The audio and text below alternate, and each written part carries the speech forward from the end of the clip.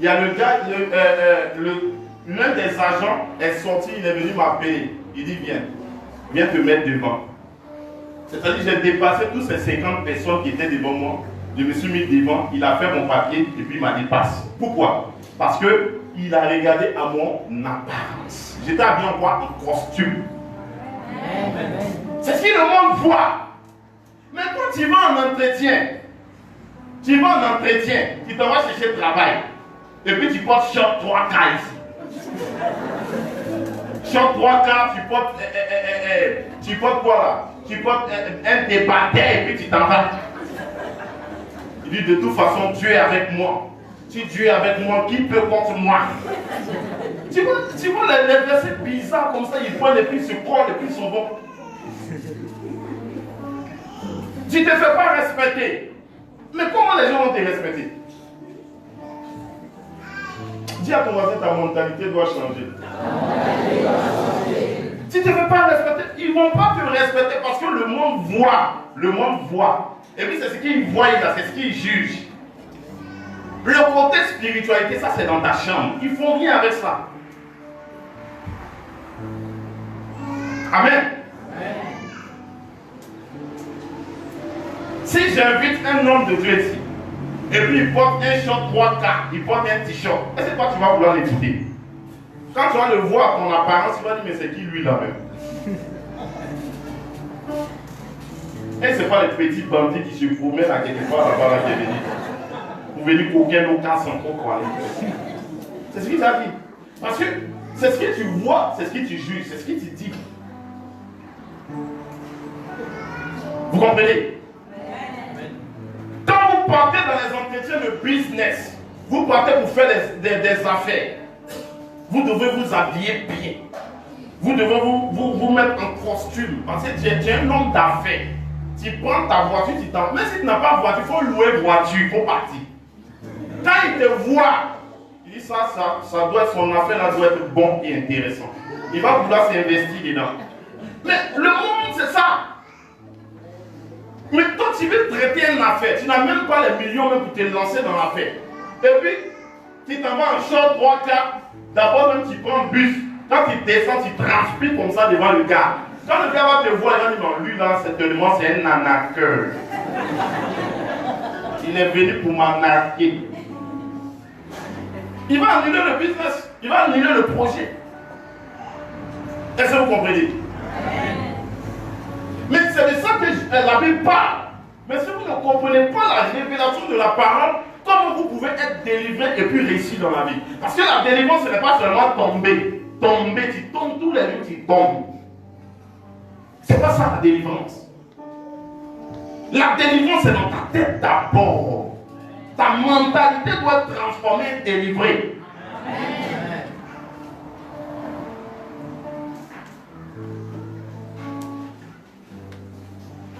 Toi, tu dis tu veux marier. Tu veux marier, il y a longtemps, tu n'es pas marié. Tu croises un gars sur Facebook qui te dit aujourd'hui on se donne un rencard, on se donne un rendez-vous. Et puis quand tu t'en vas là, tu t'habilles, on dirait les grandes mères d'enfants à poiler là. Même si tu es joli à ta preuve, à certains il te voit comme ça. Quand il va te voir de loin, il va se cacher, il va partir. Tu l'appelles, il ne va pas décrocher. Mais c'est ça.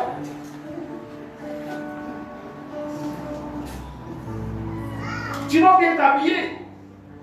Tu dois te rendre responsable pour aller au rencard. Parce que tu viens te marier. N'est-ce pas? Oh, donne-moi mon ami, il te parler en ce moment. C'est qu'on ne t'a jamais dit, elle te dit. Pour que tu sois délivré. Tu dis, tu veux marier un touriste, tu veux marier un blanc. Et puis tu es toujours dans le Rochebois. Mais sans de Rochebois, est-ce que les blancs ils sont à Rochebois? Les blancs là, ils sont où? Ils ne sont pas à Blue Bay au bord de la mer à Grand Bay. Mais il faut t'habiller bien sur tes talons, bien chic, et puis tu vas faire un tour là-bas. Même si tu n'as rien à faire, tu t'assois dans un restaurant, tu prends un verre, tu es assis sur. Il va venir. Le blanc va venir. Est-ce que peut délivrer quelqu'un ce matin? Amen. Dis prophète, délivre-moi. Prophète, délivre-moi. Mais tu veux marier blanc et puis tu es assis à la maison jour et nuit. Et puis tu pries, Seigneur, donne mon mari. Marie, elle va descendre sur le toit pour descendre dans la maison. Quoi. Mais il n'a pas percé le toit. Bon, tu as fini de prier là. Mais il faut sortir un peu. Il y a d'autres mecs qui ont attaché foulard. Tellement elles se jouent tellement les spirituels. Elles ont attaché foulard. Tous les jours, elles attachent foulard. Qui t'a dit que Dieu ne veut pas que tu laisses tes cheveux un peu? Qui t'a dit ça? C'est pas quand tu as attaché foulard tous les jours que Marie va venir. Non. Fais-toi bien chier. Laisse tes cheveux. Hein? Tu fais les soins. Une femme qui ne s'entretient pas, mais c'est pas bon. Et puis tu veux te marier comment? Parce que l'homme, il va voir. Si tu t'entretiens, souvent il fait exprès de passer devant ta maison tous les jours pour voir si le matin, quand tu te réveilles là, si tes cheveux là sont éparpillés.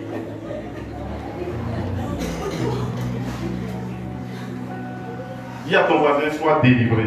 Sois délivré. Il y a des secrets quand tu veux réussir dans la vie. C'est ces secrets-là que je te donne. Le processus de la délivrance. Il y a des femmes tellement elles ont été blessées par les anciens gars. Quand il y a un nouveau gars qui vient, il dit hey, non, ils n'ont pas mon numéro. Il te dit bonjour seulement, tu as déjà dit non, ils n'ont pas mon numéro, c'est pas la peine. Même s'il est venu pour te mordre encore. Attends d'abord, il va te parler. Il va te dire bonjour, est-ce que ça va, tout ça. Cause avec lui. Peut-être que Dieu envoie un corbeau pour te bénir. Ce n'est pas forcément mariage. Est-ce que vous comprenez? La Bible déclare que Dieu envoyait des corbeaux pour nourrir Élie. Mais le corbeau, là, c'est un animal de mauvais augure. Il y a des gens qui ne sont pas bien, mais Dieu peut les envoyer pour te bénir. C'est possible. Comme le corbeau. Mais toi, même si tu as vu un gars qui a porté un boucle d'oreille, là, il a teint ses cheveux jaunes, quand tu le vois de loin, quand il vient, tu commences à galouper en même temps. Peut-être qu'il a tes millions, peut-être que Dieu l'a envoyé pour te bénir, tu ne sais pas. Cause à lui, entends, et ça de l'écouter pour voir ce qu'il va te dire. Maintenant, c'est à toi de déceler selon la volonté ce qui est bon, ce qui est agréable et ce qui est parfait. Est-ce que tu comprends, Andy? Qu'elles viennent là, il ne faut pas les repousser. Écoute-les d'abord.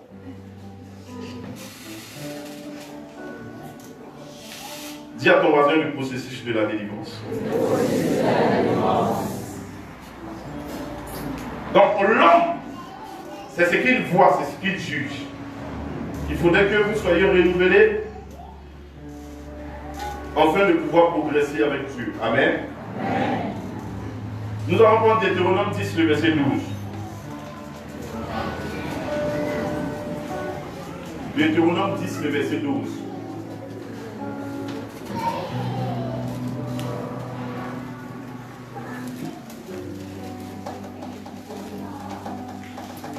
C'est des réalités de la vie. Et vous devez comprendre. Amen. Amen. Même une personne qui veut réussir son foyer, tu dois savoir comment gérer ton foyer. Amen. Surtout l'entretien est tellement important dans le foyer. Parce que l'homme, ton mari, là, tous les jours, il va te voir. Donc tous les jours, tu dois changer comme caméléon. Quand je parle de changer comme caméléon, tous les jours, tu dois t'entretenir. Tous les jours, tu dois changer de visage. Quand il te voit, tous les jours, tu brilles. Quand tu brilles, ses yeux aussi sortent. Mais tous les jours, il te voit, tu es dans le même short, tu es dans le même habit, tu es dans les mêmes choses. Il y a d'autres femmes même là, elles se voilent en haut jusqu'en bas. Même elles vont aller dormir avec les maris sur le lit là. Elle a tout fermé. Tu as tout fermé. Portez beaucoup de ceintures.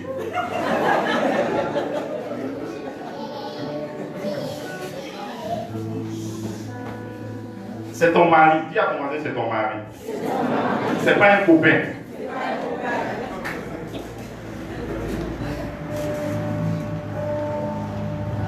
Mais parfois, le monsieur, quand il voit ça, il se dit, mais est-ce que c'est pas le garçon que j'ai marié?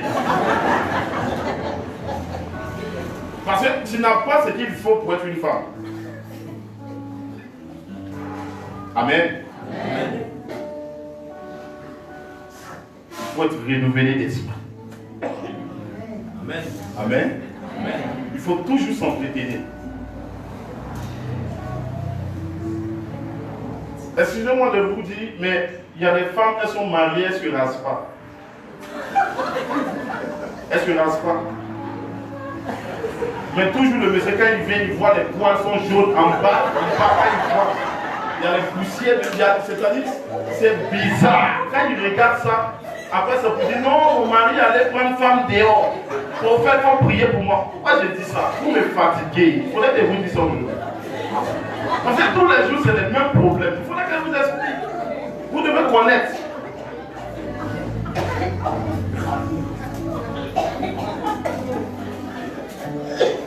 Est-ce que quelqu'un m'entend? Vous voulez réussir, non? Vous voulez réussir. Aujourd'hui, on va parler comme père et puis enfant. Quand tu parles avec ta fille, là, tu parles comment? C'est comme ça que tu parles. Aujourd'hui, je suis coach, je suis votre coach. Je vais vous coacher. Amen. Pour que vous puissiez garder votre foyer stable. Amen. Tu dois être toujours rasé.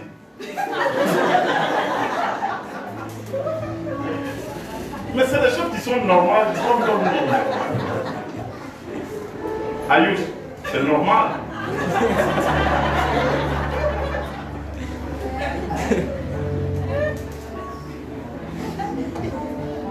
Amen.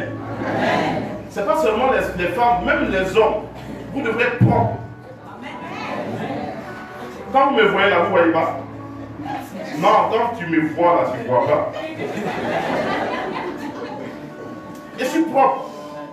Dis à ton voisin, ne te laisse pas faire. Qui vous a dit que quand tu es chrétien, tu dois te faire façon, et laisser faire? Qui vous a dit ça? Le chrétien, c'est le boss, c'est le roi. La Bible dit que nos sangs fait partie de la royauté sacerdotale. Tu sais combien la vie de Jésus coûtait? Quand ils ont estimé, ça fait des milliers de dollars. Le vêtement de Jésus qu'il porte pour se promener partout pour évangéliser. Là. Des milliers de dollars. Mais aujourd'hui, les chrétiens, tellement ils sont coincés dans la tête, quand ils voient un homme de Dieu apporter costume, c'est notre casse là, il a coqué, il porte costume.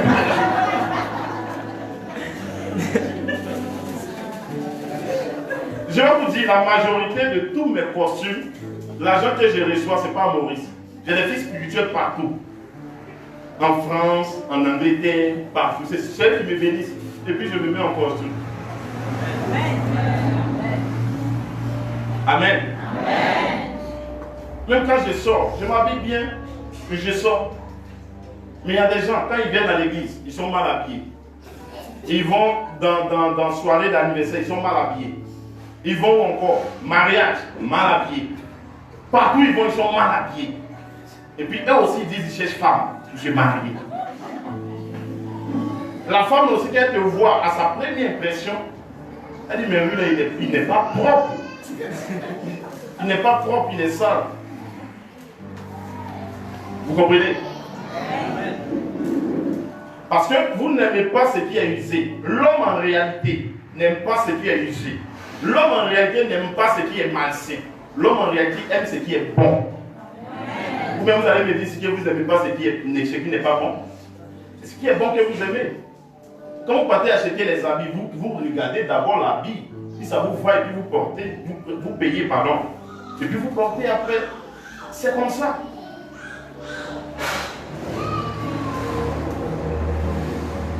Dis à ton voisin le processus de la délivrance.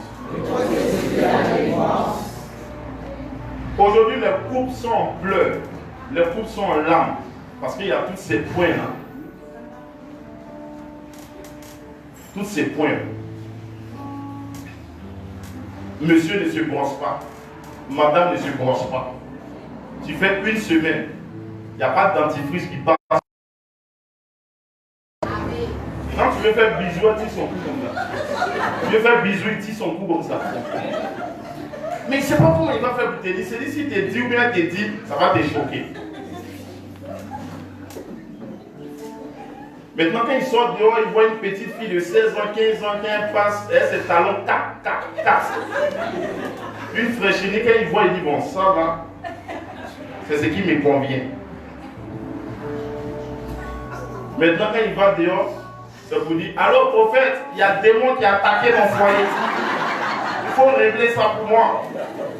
Il y a les diables là qui ont attaqué mon foyer. Tous les jours, c'est comme ça. Il n'y a pas de diable, il faut t'entretenir. Dis à ton voisin, il faut t'entretenir. Il t'assure que si tu te fais bien chic, ton mari ne va pas aller dehors. Et ça dépend de pas. Il ne va pas aller dehors. Parce que ce qu'il voit dehors, il voit déjà la maison. Amen. Ça, c'est le conseil que je donne à tout le monde. Parce que ce n'est pas tout qui est démon. Il faut comprendre.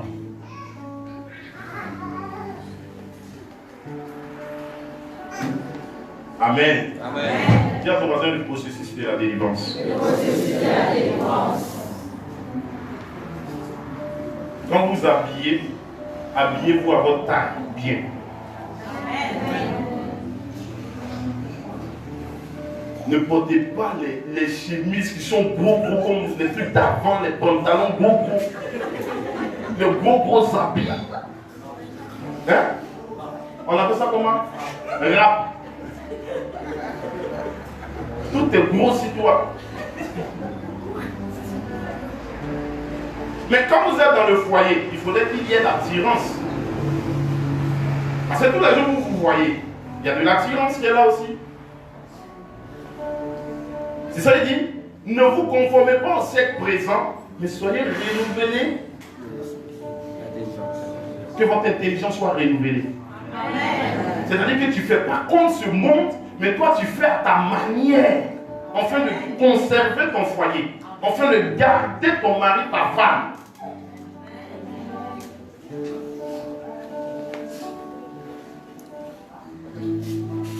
Il y a des hommes aussi, tous les jours ils crient sur les femmes. Tous les jours ils crient sur les femmes. Le jour femme là va aussi, tu viens, prophète, il faut prier pour ma femme, va revenir. Tu ne sais pas comment parler à une femme. Tu ne sais pas comment être avec elle.